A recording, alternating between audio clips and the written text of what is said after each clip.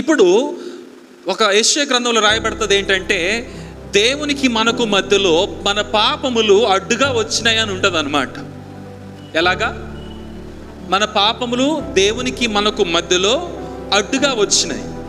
ఎప్పుడైతే దేవునికి మనకు మధ్యలో పాపము అడ్డుగా వచ్చిందో అప్పుడు మనము దేవునితో సమాధానం కోల్పోయాం, దేవునితో కనెక్షన్ కోల్పోయాం, దేవునితో ఒక బంధాన్ని కోల్పోయాం.